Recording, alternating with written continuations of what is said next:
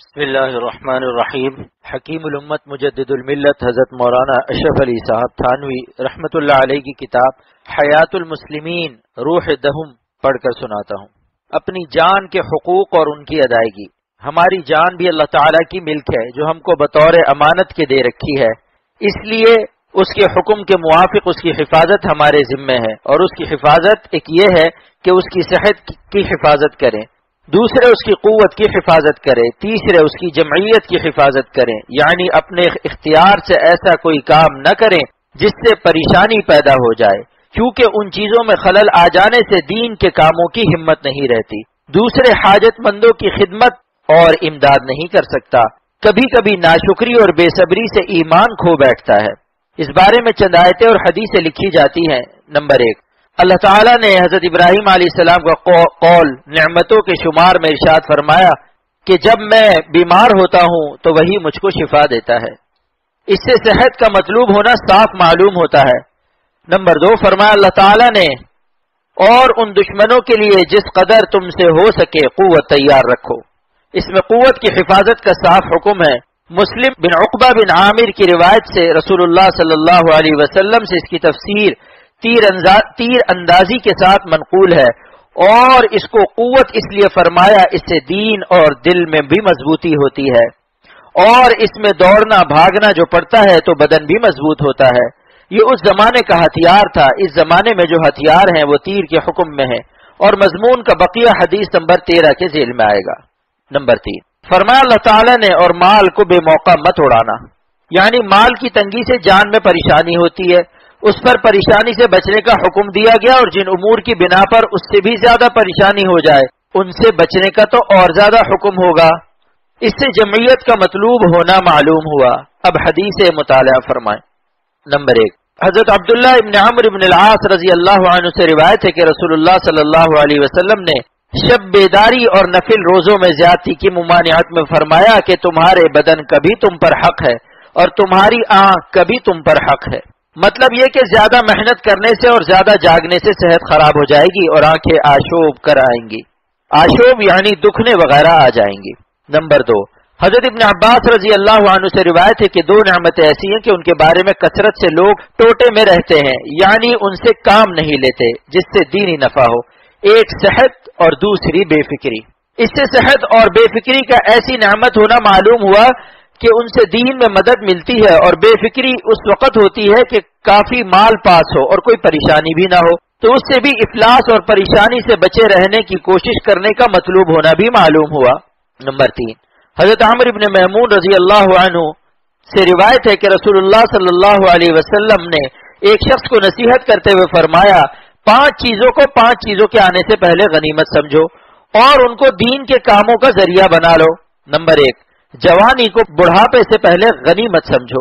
Number 2، اور صحت کو بیماری سے پہلے، اور نمبر 3، مالداری کو افلاس سے پہلے، اور نمبر 3، بے فکری کو پریشانی سے پہلے، اور نمبر 4، زندگی کو مرنے سے پہلے۔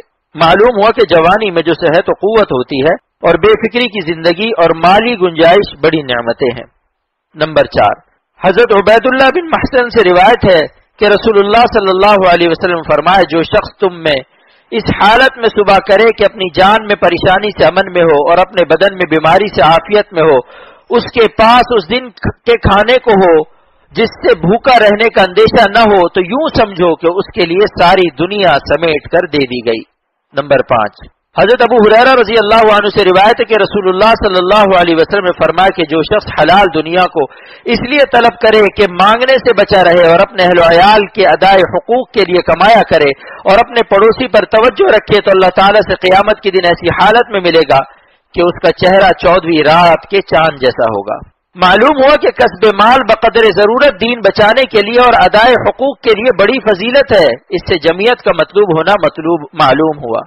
نمبر 6، حضرت ابو ذر رضی اللہ عنہ رسول اللہ صلی اللہ علیہ وسلم سے روایت کرتے ہیں دنیا کی بے رغبتی جس کا کہ حکم ہے نہ حلال کو حرام کرنے سے ہے اور نہ مال کے ضائع کرنے سے۔ نمبر 7، حضرت ابو الدرداء رضی اللہ عنہ سے روایت ہے کہ رسول اللہ صلی اللہ علیہ وسلم نے فرمایا کہ اللہ تعالیٰ نے بیمار اور دوا دونوں چیزیں اتاری۔ اللہ تعالیٰ نے بیماری اور دوا دونوں چیزیں اتاری اور ہر بیماری کے لیے دوا بھی بنائی، سو تم دوا کرو اور حرام چیز سے دوا مت کرو۔ اس میں 7 حکم ہے تحصیل صحت کا۔ نمبر 8، حضرت ابو درداء رضی اللہ عنہ سے روایت ہے کہ رسول اللہ صلی اللہ علیہ وسلم نے فرمایا کہ معدہ بدن کا حوض ہے اور رگیں اس کے پاس غذا حاصل کرنے آتی ہیں، سو اگر معدہ درست ہوا تو وہ رگیں صحت لے کر جاتی ہیں، اور اگر معدہ خراب ہوا تو رگیں بیماری لے کر جاتی ہیں۔ اس میں معدے کی خاص رعایت کا ارشاد ہے۔ نمبر 2، ام منذر رضی اللہ عنہا سے روایت ہے کہ رسول اللہ صلی اللہ علیہ وسلم نے ایک موقع پر حضرت علی رضی اللہ عنہ سے فرمایا، یہ کھجور مت کھاؤ، تم کو نقاہت ہے۔ پھر میں نے چقندر اور جو تیار کیا، آپ صلی اللہ علیہ وسلم فرمایا، اے علی اس میں سے لو، وہ تمہارے موافق ہے۔ اس حدیث سے بد پرہیزی کی ممانعت معلوم ہوتی ہے۔ نمبر 10، حضرت ابو ہریرہ رضی اللہ عنہ سے روایت ہے کہ رسول اللہ صلی اللہ علیہ وسلم یہ دعا فرماتے تھے، اے اللہ میں آپ کی پناہ مانگتا ہوں بھوک سے کہ وہ بھوک برا ہم خواب ہے۔ مرقات میں طیبی نے گرسنگی سے پناہ مانگنے کا سبب نقل کیا ہے کہ اس سے قوا ضعیف ہو جاتے ہیں اور دماغ پریشان ہو جاتا ہے۔ اس سے صحت اور قوت اور جمعیت کا مطلوب ہونا ثابت ہوا، کیونکہ زیادہ بھوک سے یہ سب فوت ہو جاتے ہیں، اور بھوک کی جو فضیلت آئی ہے وہ ایسی ہے جیسے بیماری کی فضیلت آئی ہے، اس سے بھوک اور بیماری کا مطلوب تحصیل ہونا لازم نہیں آتا۔ نمبر 11، حضرت عقبہ بن عامر رضی اللہ عنہ سے روایت ہے کہ میں نے رسول اللہ صلی اللہ علیہ وسلم سے سنا کہ تیر اندازی بھی کیا کرو اور سواری بھی کیا کرو۔ سواری سیکھنا بھی ایک ورزش ہے جس سے قوت بڑھتی ہے۔ نمبر 12، انہی سے روایت ہے کہ میں نے رسول اللہ صلی اللہ علیہ وسلم سے سنا کہ جس نے تیر اندازی سیکھی پھر چھوڑ دی وہ ہم میں سے نہیں، یا یوں فرمایا کہ اس نے نافرمانی کی۔ اس سے کس قدر تاکید معلوم ہوتی ہے قوت کی حفاظت کی، اور اس کے قوت ہونے کا بیان آیت نمبر 2 کے ذیل میں گزر چکا ہے، اور ان 2 حدیثوں کے اس مضمون کا بقیہ اگلی حدیث کے ذیل میں آتا ہے۔ نمبر 13، حضرت ابو ہریرہ رضی اللہ عنہ سے روایت ہے کہ رسول اللہ صلی اللہ علیہ وسلم نے فرمایا،